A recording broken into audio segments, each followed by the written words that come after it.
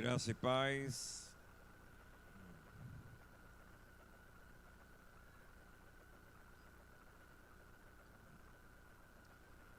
Queridos, Atos da capítulo 10, Atos 10.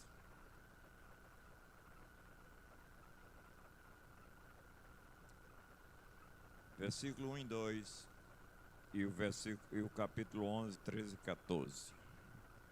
Atos capítulo 10, 1 e 2, e capítulo 11, 13 e 14.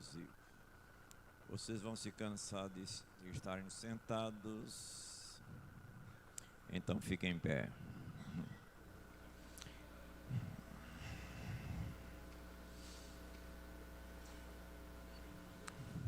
Amém?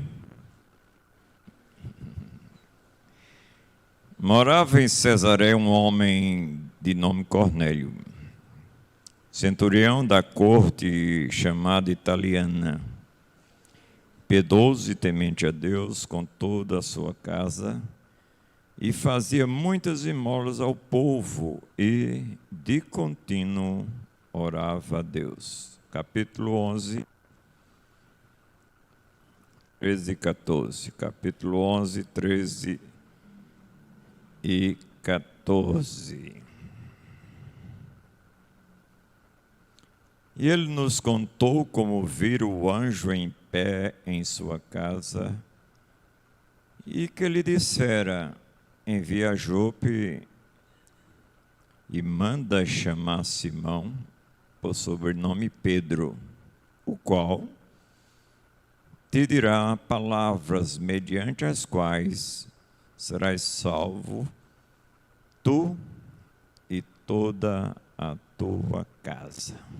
Querido Senhor e Pai, te louvamos por esta noite, na tua presença, e agradecemos pela presença do Espírito Santo, nos regenerados, e o teu Filho junto a ti intercedendo por nós, e tudo para a glória do teu nome. Suplicamos que esta palavra registrada pela inspiração do teu Espírito Santo, usando Lucas, traga luz à nossa mente, ao nosso coração, ao nosso entendimento, para esclarecimento e para a prática desta palavra. Nos ajuda a transmitir aquilo que colocaste no nosso coração. Em nome de Jesus. Amém. Pode sentar. Homem certinho, contudo, sem salvação.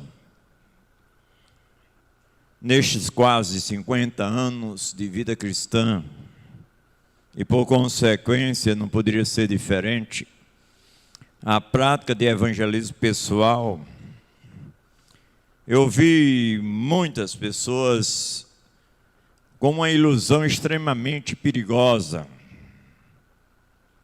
A ideia de que ser uma pessoa boazinha, ser uma pessoa boa já basta e é suficiente para entrar no reino dos céus.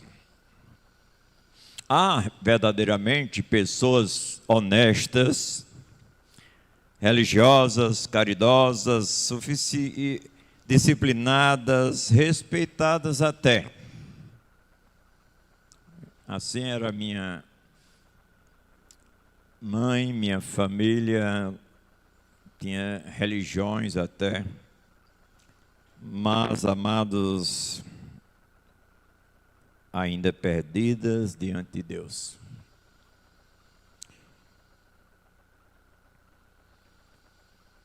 Muito perdidas, porque nada disso, nenhuma prática humana, nada disso causa absolvição diante de Deus quando comparecer diante do seu tribunal. Naum chega a dizer que Deus não tem por inocente o culpado. Deus é tardio em graça, grande benignidade. mas ele não inocenta o culpado. E é exatamente, amados, isso que encontramos nesse texto aqui. Uma pessoa extremamente boa, certinha, do ponto de vista humano em todas as coisas, tinha um testemunho fabuloso de toda aquela região de Cesareia. Encontramos isso, relatos no capítulo 10, versículo 11, deste homem admirável, porém, sem salvação. Seu nome era Cornélio. Até o seu nome é algo maravilhoso em seu sentido, em seu significado. Era um homem que significava força, poder, autoridade.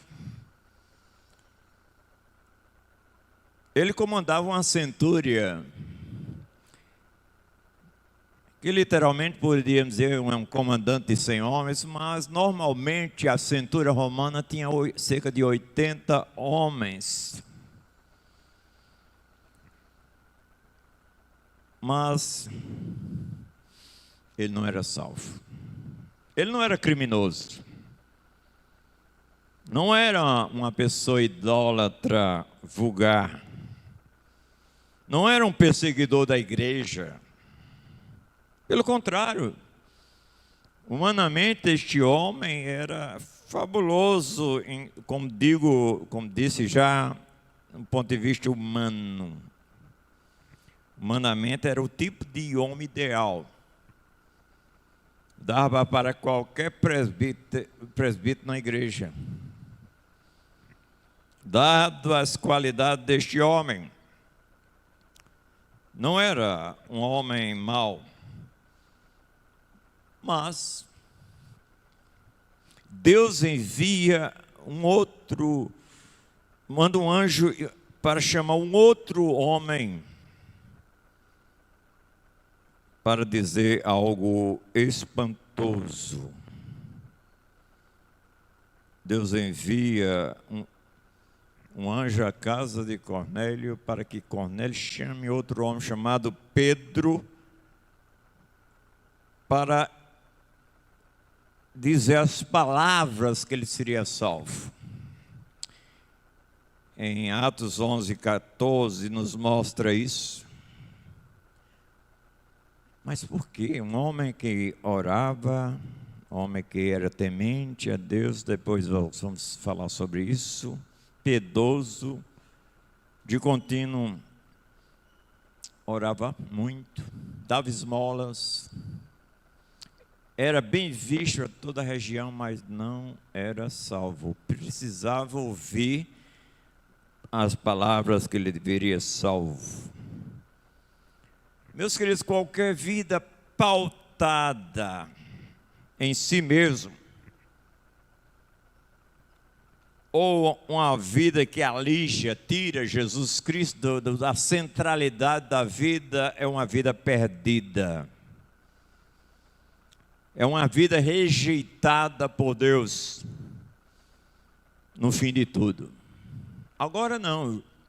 Deus teve misericórdia daquele homem extremamente religioso e manda uma pessoa para realmente esclarecer que não é a conduta do homem que muda o homem, mas o Deus que morreu, deu a vida por nós, que é Jesus. Religião não salva, boas obras não salvam, somente Cristo salva. Nós vemos, amados, que a Bíblia nos mostra algo perigoso para muita gente. A expressão bíblica, no versículo do Provérbios 1:32, é que os nécios são mortos por seu desvio. E aos loucos, a sua impressão de bem-estar os leva à perdição. Nécio, tolo, nécio, insensato, nécio, ignorante. Louco aqui, quando o salmista fala nesse texto,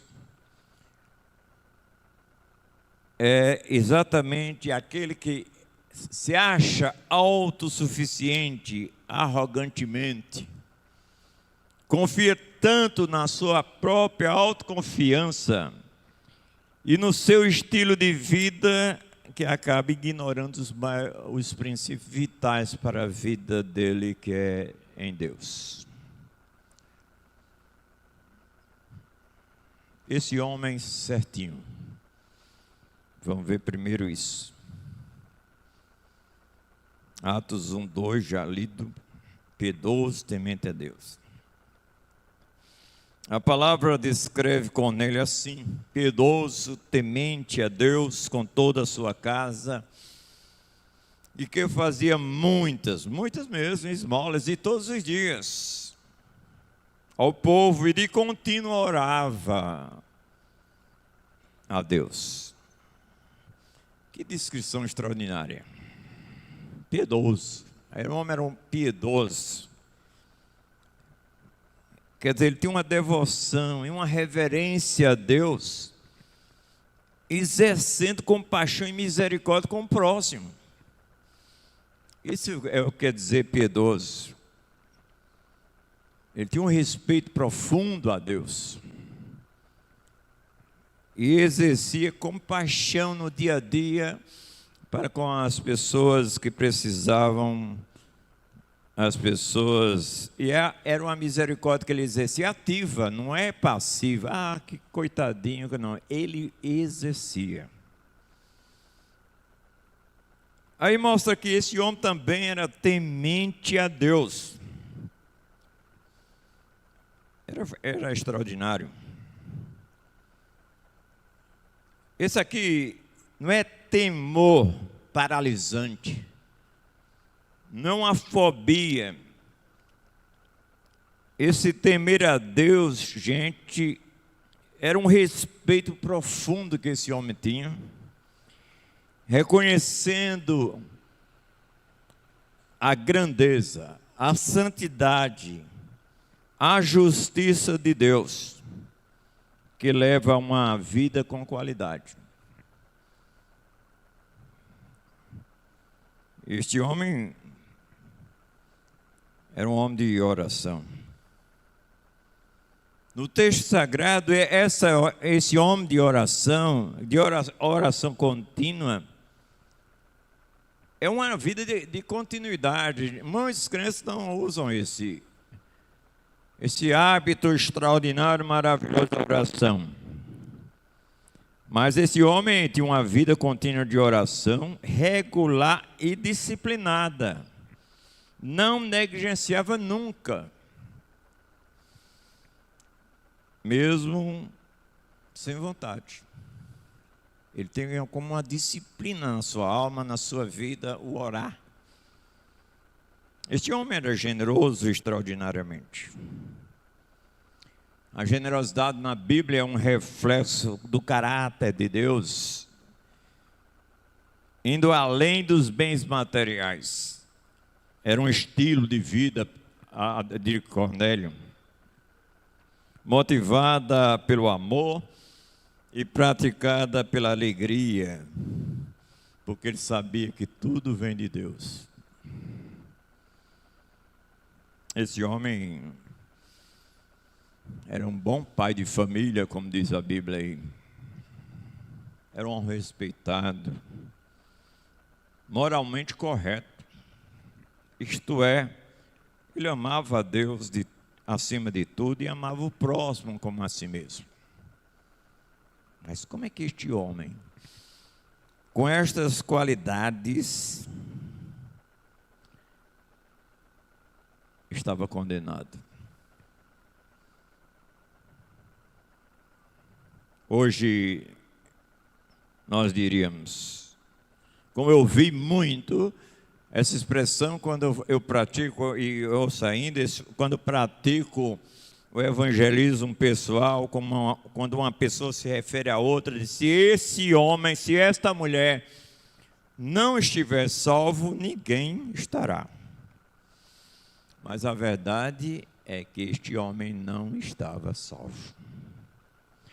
Versículo, capítulo 20 de Provérbios, Caio, versículo 9.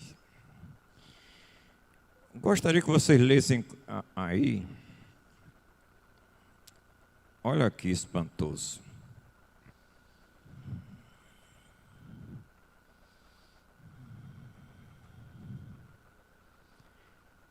Leiam.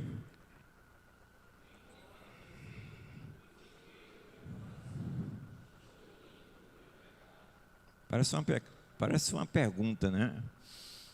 Mas, na verdade, o escritor quer dizer: ninguém pode se purificar a si mesmo. Pode fazer o que fizer. Pode praticar toda e qualquer boa obra.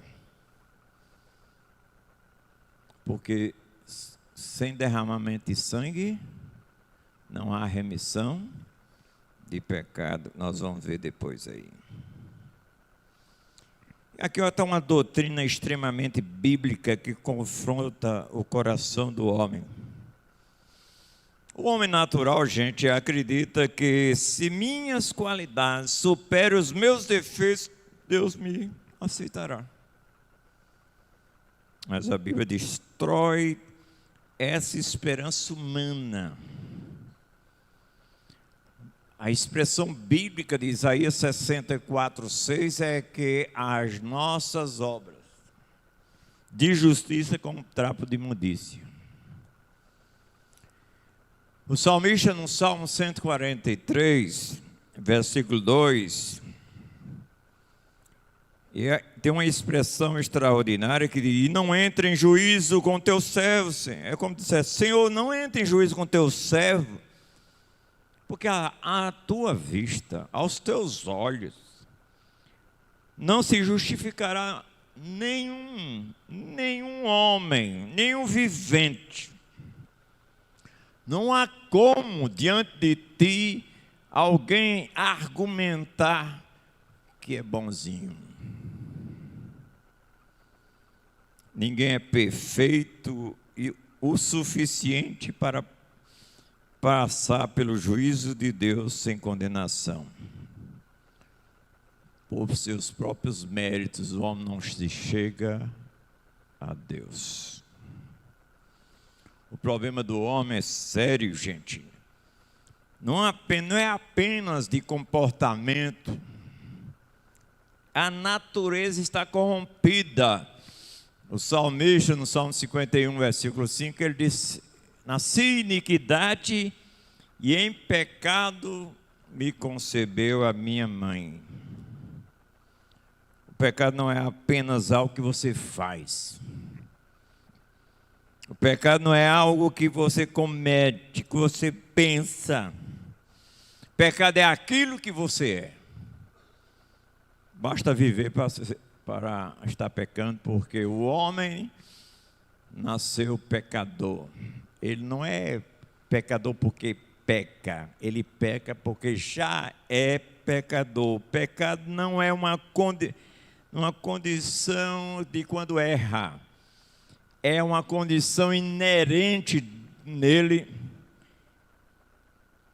no ser humano, desde Gênesis 3, por ocasião da queda de Adão. Nós lemos o Salmo 14, e Paulo expressa isso também no capítulo 3, que não há um justo, nem sequer um. Não há quem faça bem, não há quem entenda. Todos se extraviaram, foram corrompidos em toda a sua natureza. Lábios, olhos, tudo está corrompido. Por isso o homem não tem como se justificar perante Deus. Em Romanos 3:10 em diante, mais precisamente 10-12, nos mostra isso. Cornélio era correto diante dos homens. Mas Salomão disse uma coisa interessante: não há um homem não há um homem que não peque. Mas ainda, por isso, esse Cornélio precisava ser reconciliado com Deus. Só Cristo pode reconciliar, só Cristo é aceito pelo Pai. Só Ele pode reconciliar o homem com Deus. 2 Coríntios 5,19, o que é que diz aí?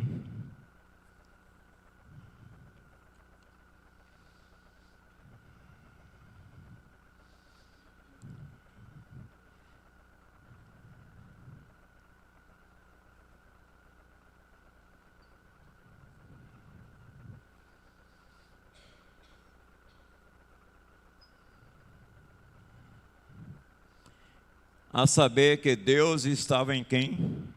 Deus em quem? Não era em Cornélio, não. Não era na sua bondade, não. Não era o que você faz, não. Mas em Cristo, a obra do Calvário. Em Cristo, reconciliando consigo o mundo, não levando em conta os pecados dos seres humanos e nos confiando a palavra da reconciliação. Só em Cristo podemos chegar a sermos aceitos por Deus. Em segundo lugar, gente, religiosidade não é novo nascimento. Tem muita gente acostumada com igreja, muita gente frequentando a igreja, muita gente se alegrando na igreja, expressando na igreja, cantando na igreja. A religiosidade sincera até. Mas a religiosidade sincera, meus queridos, busca alcançar a Deus através das obras, através de méritos humanos, através de ritos, de expressões verbais. O novo nascimento não. É uma mudança de natureza do homem. O homem não precisa de uma reforma. Precisa de uma implantação de um novo homem dentro de si, que é operado pelo próprio Espírito Santo na vida do homem. Cornélio orava. Você ora? Mas não era salvo. A oração de Cornélio, sem Cristo, não salva. E nenhuma oração salva. O que salva é o Senhor Jesus Cristo. Ele dava esmolas, mais do que qualquer um aqui, eu creio. Mas a caridade sem Cristo não salva. Fora da caridade, dizem por aí, não há salvação. Mas a Bíblia diz, só em Cristo há salvação. Ele temia a Deus, gente. Mas conhecimento incompleto não salva. O que salva é aquele conhecimento que Jesus Cristo falou em 17,3 de João. João 17,3 expressa claramente o que é o conhecimento que salva. Esse homem chega a Deus com oração, mas essa oração até atingiu o coração de Deus, mas não para a salvação, mas para indicação por quem ele deveria ser salvo. A vida eterna é esta o quê? Chegou aí? E a vida eterna é esta, que conheçam a ti, o único Deus verdadeiro, e a quem? Tirou Jesus Cristo é beleléu. É inferno total. Não há escapatória. Em nenhum outro há salvação. Depois nós vamos ver isso aí. Existe diferença entre interesse espiritual e regeneração espiritual. Muitos frequentam a igreja, como eu disse, cantam, belos, maravilhosos, extraordinarios, empolgamos, ouvimos até uns gostosos, aleluias, glória a Deus. Ofertaram alguns. Muitos na igreja ajudam as pessoas. Nós, quando colocamos uma necessidade de alguém precisando de algo, as pessoas logo aparecem suprindo, mas nunca nasceram de novo. Cornélio fazia tudo isso, mas não tinha nascido de novo. Jesus não chega para Nicodemos, olha, Nicodemos, você veio a mim com esse interesse sincero, mas ele não disse a Nicodemos, olha, importa você melhorar. Ele não disse isso. Ele disse, é necessário vos nascer de novo, regenerado. Meus queridos, talvez existam pessoas assim hoje aqui. Pessoas corretas. Fazem tudo certinho. Pessoas honestas, religiosas, mas sem conversão verdadeira. Nunca se arrependeram genuinamente. Nunca passaram realmente por uma experiência real, profunda, pessoal com Deus. Tem muitos filhos de crente dizendo que acham que são crentes porque frequentam a igreja. Eu estou dizendo isso porque eu indaguei vários na igreja e achavam por participarem, por frequentar a igreja, está tudo bem. Eu chamo até a atenção dos pais. Indaguem seus filhos. Conversem com eles.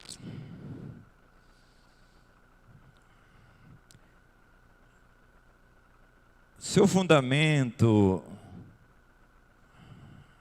o de Cornélio, ainda é: eu sou uma pessoa boa.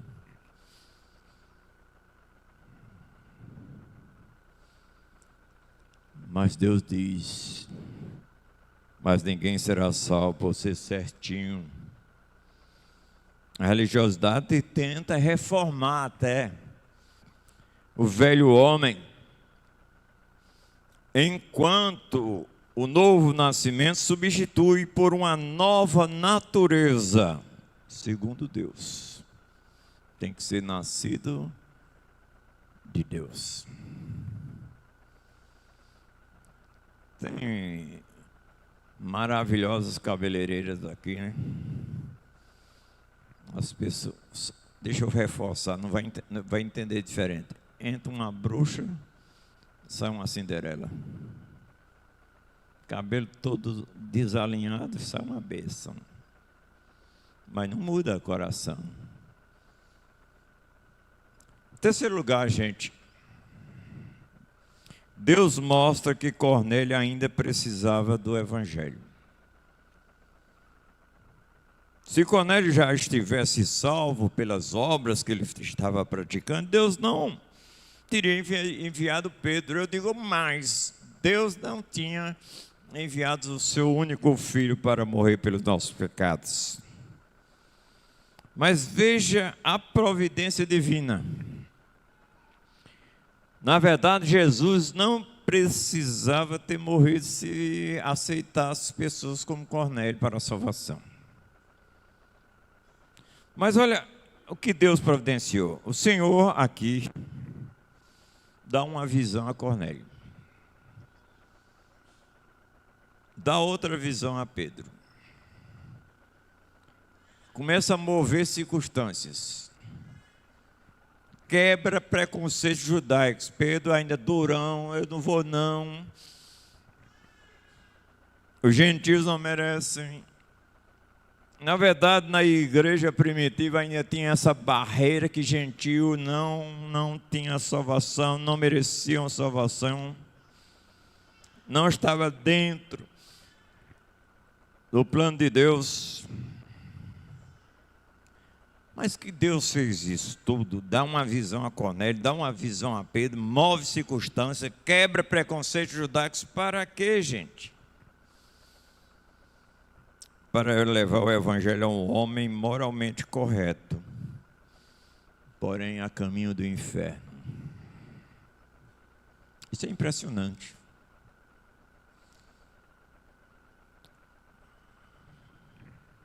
Como eu disse, tenho pregado o evangelho há quase 50 anos e eu vi muita gente se escondendo atrás de uma religião, atrás de uma conduta moral, ou achando que a sua vida sem beber, sem fumar, sem jogar, sem fazer isso, está tudo certo com Deus. Quantas vezes pregando o evangelho, a gente pergunta, você acha que pode ser salvo agora? A pessoa diz, se eu fizer isso, fizer aquilo outro, eu estou salvo, eu estou salvo. Mas é um ledo engano. A salvação só vem por uma pessoa, Jesus Cristo. Ninguém pode será salvo por ser certinho. Porque Deus não manda ensinar Cornélio a melhorar. Você precisa melhorar mais. Você precisa ser mais caridoso. Você está fazendo boas obras. Você está dando esmolas. Você está ajudando as pessoas pobres. Aumente isso, Cornélio. Outra coisa, Cornélio, você tem orado. Se ele que era um prosélito, ele passou para a religião judaica, vamos supor assim. Ele, como costume judaico, 3 vezes ao dia orava, que muita gente aqui talvez não ore. Mas ele poderia dizer, através de Pedro, vá orar mais, Cornélio. Dê mais tempo à família, Cornélio. Não disse nada disso. Pedro vai anunciar uma pessoa só, Cristo. Porque o homem não precisa apenas de a reforma moral. Mas o que Pedro pregou para aquele homem, gente? Pedro pregou que Cristo é Senhor. No versículo 36 do capítulo 10. Que Jesus morreu na cruz. Versículo 39. Que Jesus ressuscitou. Versículo 40.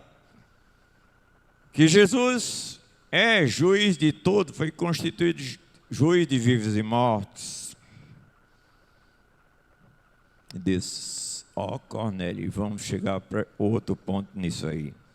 Só nele, só que em Cristo que morreu e ressuscitou, você terá remissão total dos seus pecados. E aí, um quarto ponto aí, a gente vê o centro da salvação é uma só pessoa, Cristo.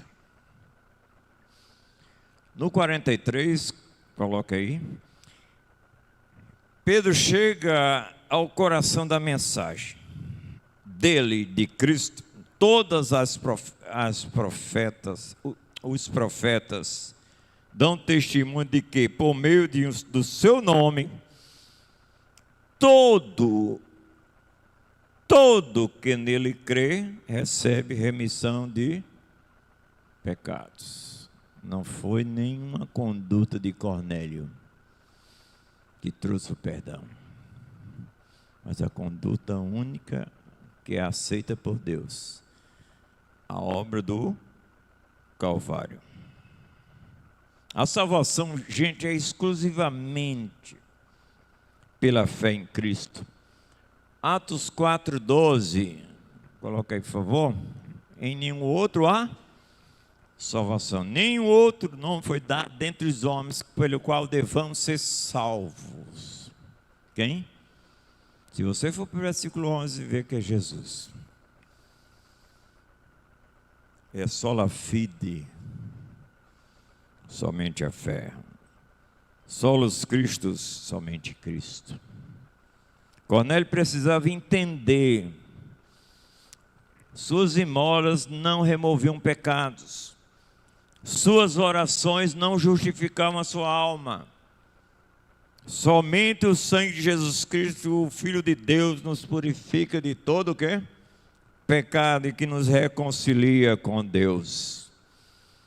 Se andarmos na luz como Ele na luz está, temos comunhão uns com os outros, e o sangue de Jesus, seu Filho, quem? Seu Filho nos purifica de todo pecado. Só o sangue. Nada mais do que o sangue. Se você colocar outra coisa além de Jesus, inferno. Se você tirar Jesus, é inferno. Só Jesus. Não há outro mediador entre Deus e os homens, Jesus, só Jesus. Não há outro caminho. Ele próprio disse: eu sou o caminho, eu sou a verdade, sou a vida. Ninguém vem ao Pai senão por mim. 14:6 de João.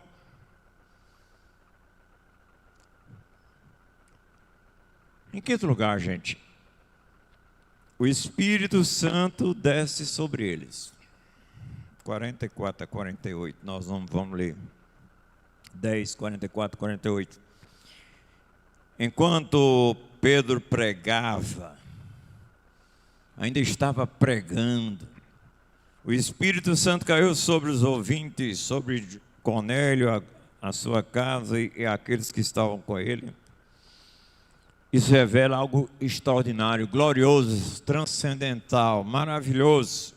A salvação é obra soberana de Deus.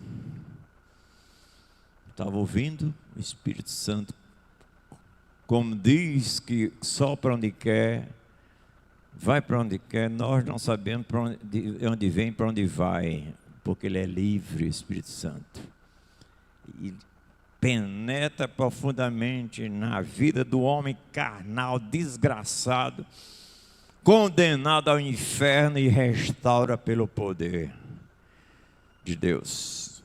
Essa doutrina bíblica aqui, gente, ensina que o homem está morto espiritualmente. Efésios 2, versículo 1 nos mostra isso. Ele nos deu vida estando mortos em delícia e pecado. Se você não entrega a vida a Cristo, o pecado vai te achar. Você pode fugir, mas ele vai te matar e te condenar. Mostra aqui, amados, esta obra do Espírito Santo, que Deus é quem regenera. Coloca aí Tito 3,5. Jesus Cristo disse: importa-vos nascer de novo. Veja o que Tito 3,5 diz aí. Ele nos salvou, não salvará. Ele nos salvou não por obras de quê? De toda obra de Cornélio, não salvou. De justiça praticada por nós, mas segundo a sua misericórdia. Ele nos salvou mediante o lavar regenerador e renovador do... Quem é o operador? O agente, o Espírito Santo. Tem pessoas que pensam que quando a gente prega, nós queremos que essa pessoa, você pode estar aqui pensando nisso, que você quer que você mude de religião. Se o Espírito Santo não te regenerar, você pode vir para cá, deixar toda idolatria, deixar tudo, deixar de beber, de fumar. Se não entregou a vida a Cristo, é a mesma coisa. Inferno. Não é a mudança de local que muda, mas a regeneração efetuada pelo Espírito Santo. Mostra esse texto aqui, gente, que a fé é resultado da graça divina. Muita gente pensa que a pessoa crê para ser regenerado. Eu não sei como é que o defunto é regenerado por si mesmo. Como é que ele tem fé se ele é defunto? Como é que ele tem fé se ele está cego? Como é que ele tem fé que está perdido? É o Espírito Santo que aplica a fé nele, habilita a se arrepender e crer em Jesus Cristo. Eu passei 1 ano e 3 meses dizendo para mim mesmo, para Deus, para as pessoas, que não queria. Mas quando ele me encontrou naquela praça do trabalho em Campina Grande, eu não consegui dizer não. Porque ele me chamou eficazmente, me conquistando o coração. A regeneração precede a fé. Veja que ele ainda estava falando, o Espírito Santo desceu sobre eles. Porque é uma atitude, a fé doada por Deus. Judas, versículo 3, diz que uma fé de uma vez por todas foi doada aos santos. Em sexto lugar, meus queridos,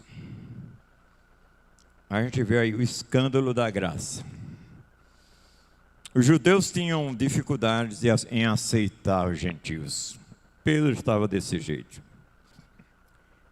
Achavam que Deus salva gente do nosso grupo. Mas aqui em Atos 11, Deus mostra que o Evangelho alcança todos os povos. Isso humilha o orgulho humano. E isso era ainda dentro da igreja, o pensamento na igreja, dentro da igreja primitiva. Se você olhar o capítulo 11, de 1 a 3, quando ouviram que Pedro foi à casa de Cornélio, um gentil, eles condenaram Pedro. E Pedro explicou por que foi. Deus já tinha esse plano antes da fundação do mundo para os gentios. Mostra isso em Isaías 710 a.C., em 49:6. Gente, porque diante de Deus, o religioso precisa de graça. Diante de Deus, o moralista precisa de graça. Diante de Deus, o pecador escandaloso precisa de graça. Porque Paulo encerra judeus e gentios num só bojo e coloca dizendo: todos pecaram, separados, destituídos, carecem, dependendo da tradução, da glória de Deus. Ser reconciliados com Deus. Todos igualmente estão perdidos. Todos estão dependentes de uma só pessoa, Cristo. Em sétimo lugar, a grande ilusão do homem bom. Existe um perigo enorme dentro das igrejas. Pessoas que confiam mais no próprio caráter do que na cruz de Cristo. São pessoas que dizem: nunca matei, nunca roubei, sou honesto, sou dizimista, faço caridade, faço isso, faço aquilo. Isso nada purifica. A pergunta não é: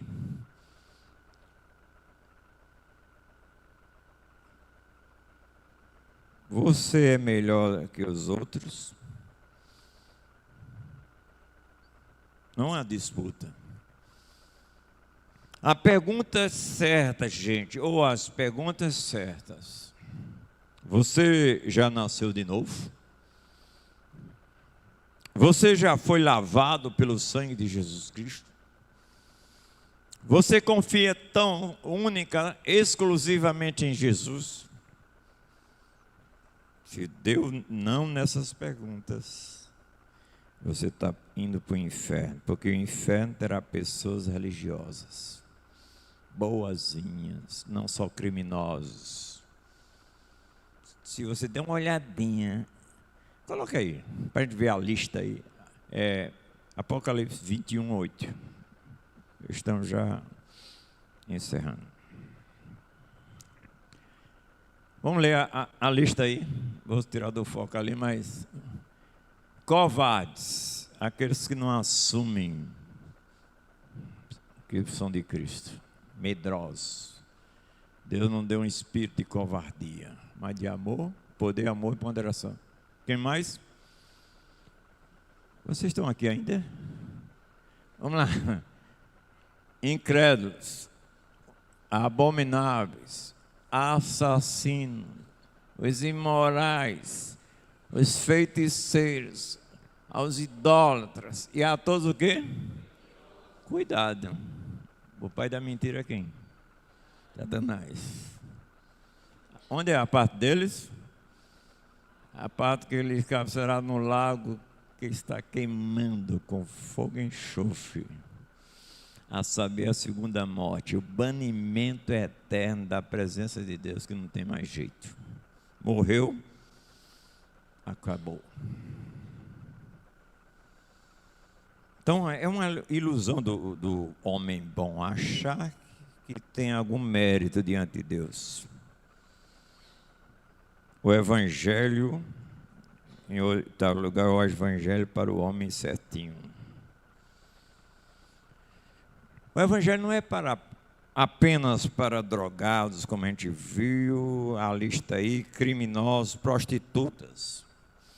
É também para religiosos, moralistas, bons cidadãos. Porque o quê? Todos pecaram. Paulo diz uma coisa extraordinária. Ele que era extremamente religioso e perseguia a igreja como se fosse um serviço para Deus. Ele disse: olha, eu que era perseguidor, eu quero dizer uma coisa a você, Timóteo, e passe para os outros. Fiel é esta palavra e diga de toda aceitação que Cristo Jesus veio ao mundo salvar o quê? Pecadores. Eu sempre indago as pessoas: se você não é pecador, não é para você a salvação. A salvação é para pecadores. Até o filho próprio precisa do Evangelho, mas o irmão mais velho precisa também. O publicano precisa, o fariseu também. Cornélio precisava entender, ele não precisava apenas de ajustes, ele precisava de um Salvador. Concluindo, conclusão. Cornélio era o quê? Correto. Cornélio era religioso, respeitado, generoso, contudo sem salvação, a caminho do inferno. Até ouvir sobre Cristo. E hoje Deus mostra a mesma verdade para mim e para você. Ninguém entra no reino dos céus por ser certinho. A entrada é pela cruz. É o único caminho para Deus.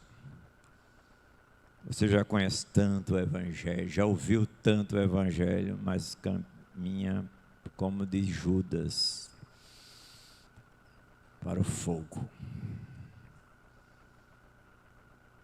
Não é pelas obras, não é pela religião, não é pelo esforço humano, somente Cristo salva. Talvez você esteja dentro da igreja há anos. Talvez as pessoas admirem até você com a sua maneira de viver. Talvez sua vida seja moralmente correta. Eu não vou dizer o que um pastor disse não comigo. um trabalho sobre namoro e noivado, eu fiz uma pergunta ao pastor, isso num papelzinho, ele não sabia que era eu, claro. Eu não fumo, não bebo, não tenho vício algum. Posso namorar com uma crente? Ele fez, cachorro também não tem vício não e vai para o inferno, né?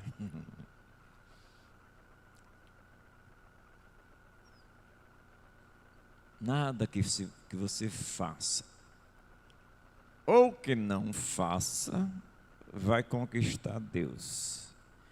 Só quem conquista Deus é a fé em Jesus e dada por Deus. Hoje a pergunta de Deus para você: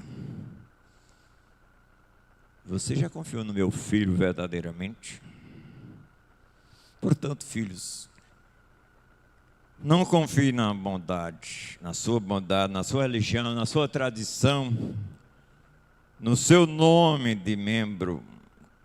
Não adianta estar no hall da Igreja Presbiteriana de Guarabira se não está no hall feito antes da fundação do mundo, do livro da vida.